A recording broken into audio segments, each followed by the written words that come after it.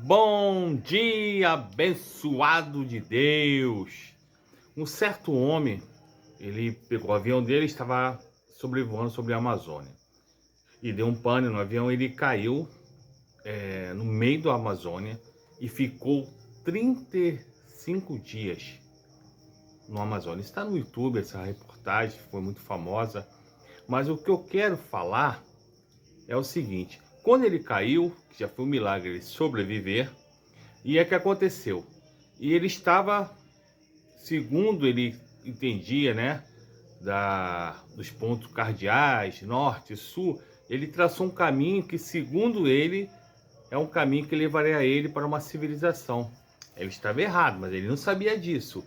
E o que aconteceu?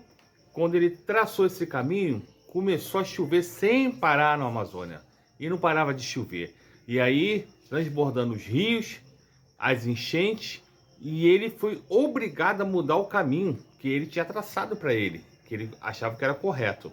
E ele ficando revoltado: meu Deus, o Senhor me salvou a minha vida, eu te agradeço muito. Mas, Senhor, o Senhor é dono, o Senhor é dono da tempestade, pelo amor de Deus, não adianta eu sobreviver numa queda de avião e morrer agora aqui, numa enchente, perdido.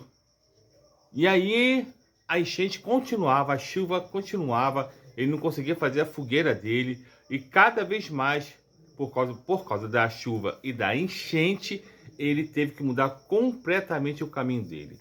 E depois de 35 dias, já desanimado, querendo entregar a vida dele, muito chateado com Deus. Isso acontece com a gente não entende situações da nossa vida e a gente fica magoado com Deus. Às vezes a gente não expressa com palavras, mas com a atitude, nós estamos dizendo que estamos tristes com Deus. E aí, quando ele estava desistindo e não queria mais orar porque estava chateado, e daqui a pouco ele escutou barulhos de motosserra e ele foi se aproximando e encontrou um grupo de pessoas que eram agricultores e se aproveitava da enchente para poder colher castanhas. E aí, quando ele se encontrou com esse grupo, aí foi uma alegria, falou assim: meu Deus! E aquele grupo lá acolheu ele e falou: fica tranquilo que nós vamos acabar a colheita da castanha, vamos te levar para a cidade, você vai reencontrar a tua família. E ele, celebrando com a vitória, ele perguntou: mas poxa, caramba, foi de Deus, né, cara? Aí lembrou, né? Foi de Deus você estar aqui, né? Aí eles falaram: olha só, rapaz, vou dizer para você, a gente nunca vem para essa área específica, nunca. Mas a enchente foi tão grande que, na verdade, nós tivemos que mudar todo o nosso caminho. E passando por aqui, veio uma quantidade de castanheira que tinha aqui. Meu irmão, Romanos 8:28.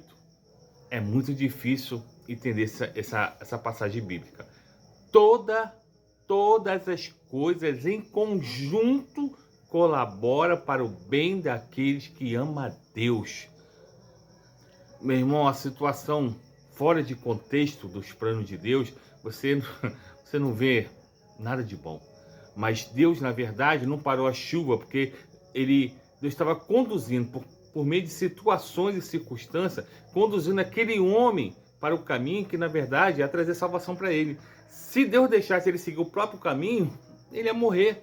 Então, às vezes, meu irmão, conforme Deus fez com José do Egito, que todo o caminho que ele passou, caminhos de perseguição, de traições, o importante é que o trajeto do caminho levou ele próximo do palácio, na casa de Potifar, que era o capitão da guarda. E depois houve aquele incidente com a esposa de Potifar acusando José, e ele é preso porque Potifar é o capitão da guarda. Então ele fica na prisão de Faraó, na prisão do palácio. Então, na verdade, todas as coisas que aconteceram com José concorreu para o bem dele, porque agora, lá no palácio, ele revela o sonho e ele cumpre o sonho que Deus tinha dado a ele e vira governador.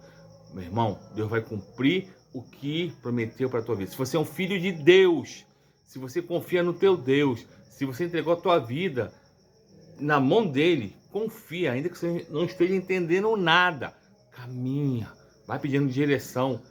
E quando Deus te dá um caminho, de repente não vai ser o caminho que você imaginava, não vai ser do teu jeito, mas se você deixar o Espírito Santo te conduzir, você vai chegar aonde Ele preparou para você e vai ser bênção para você, para a tua família. Um dia abençoado, no nome de Jesus. Jingle Bell, está chegando o Natal.